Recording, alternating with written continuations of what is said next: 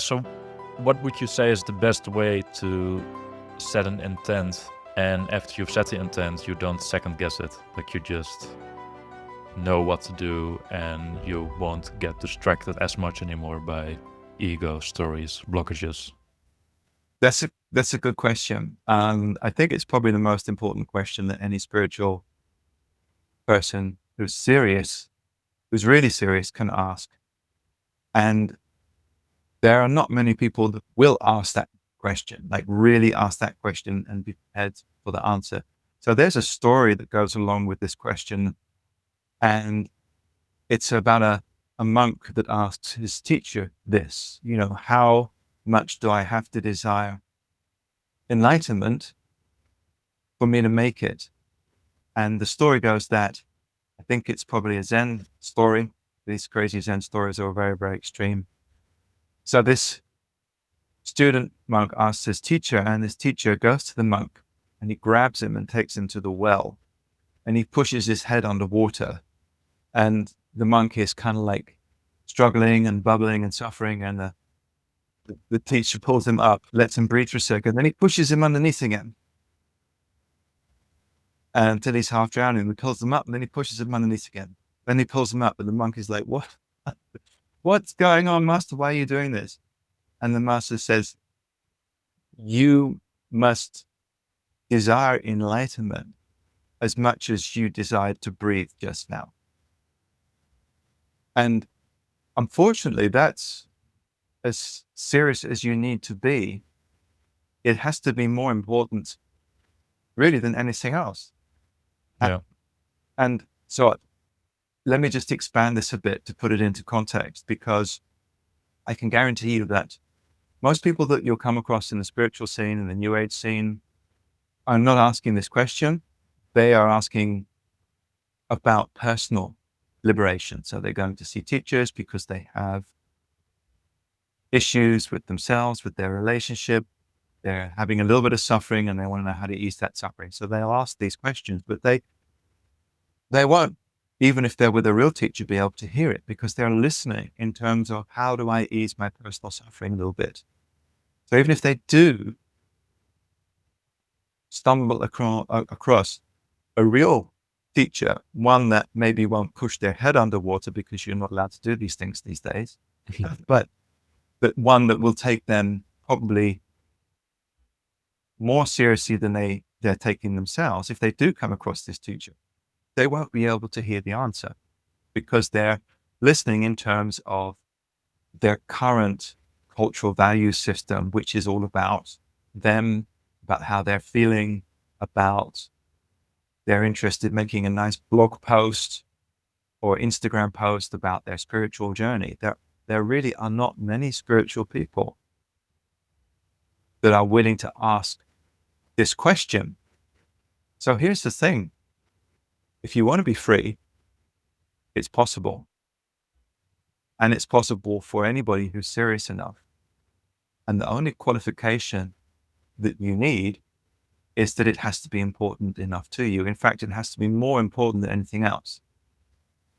And nobody's up for that. And I can tell you this from my own experience. So as you know, Leonard, I was with an Enlightenment teacher for many, many years. So not only did I go through these kind of questions myself, but I observed other people. I got a front row seat of watching like literally hundreds of people ask a real Enlightenment teacher, a real hard-ass Enlightenment teacher, this question.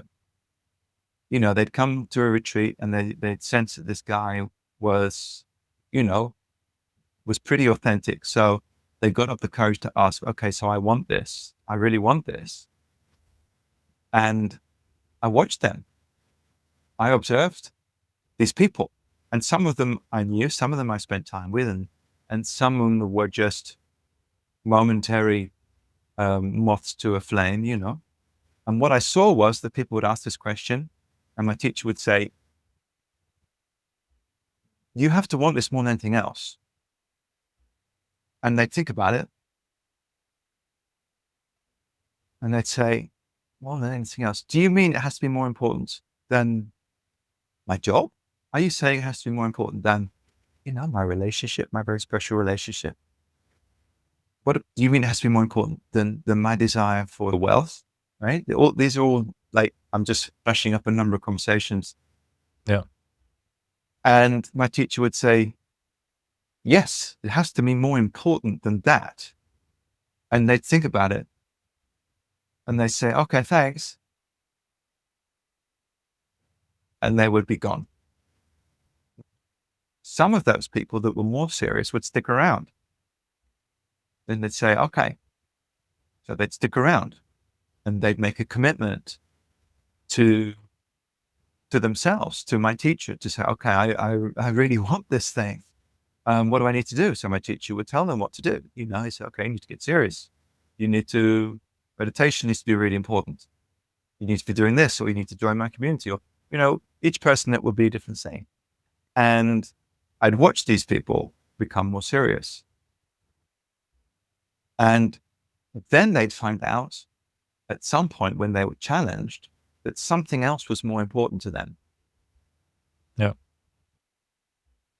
And honestly, it was heartbreaking because, to watch somebody authentically say that they wanted to be free, and then to aspire to that,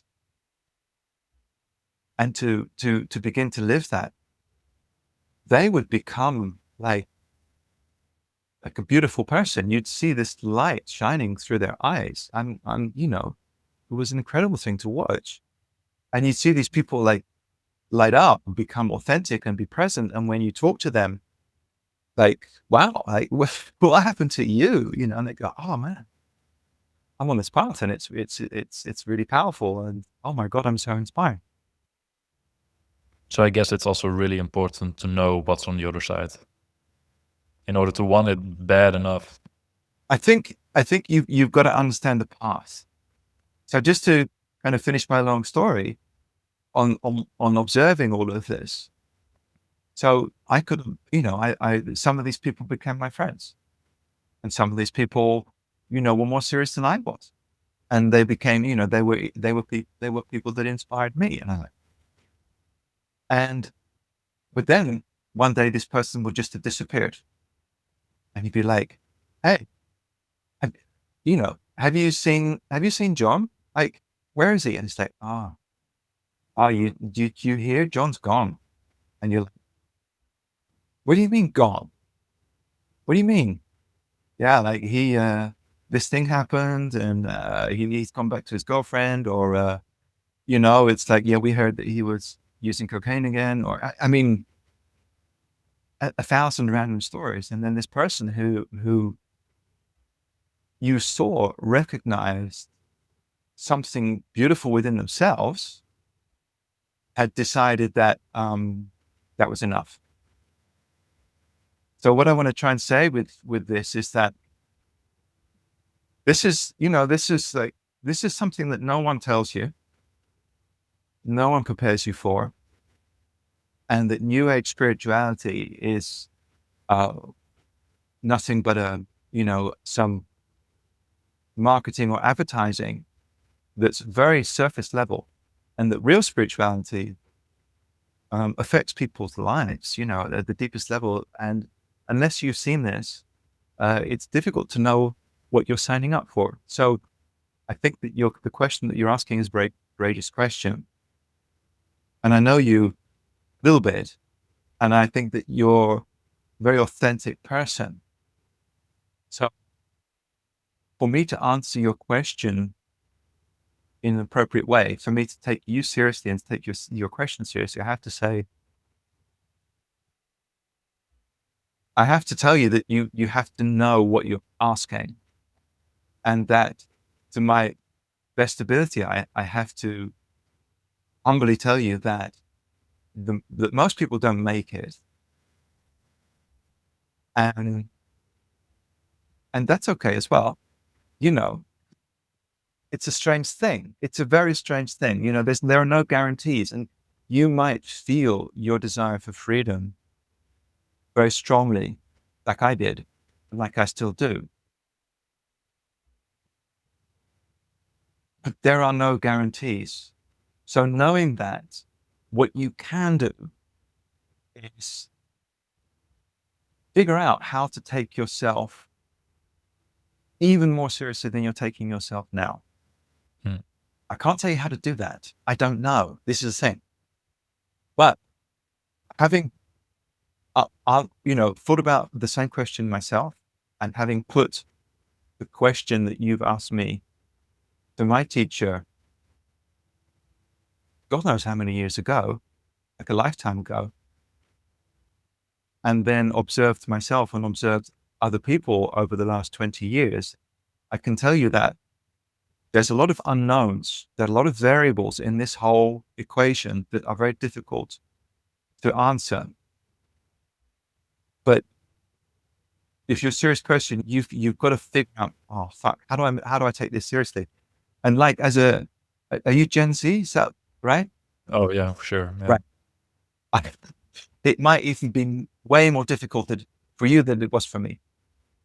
I think I'm Gen X or something, right? So we've had a few more hard knocks. We were just like thrown outside and said, get on with it, right? Mm. And you've been trained to be more concerned with yourself, right? So I think that's maybe even a harder challenge for you to really figure out, okay, how do I take life super seriously? So I've been responding to your story now as a bystander in the spiritual process, and I've seen the casualties of war, and I can tell you that it's not pretty.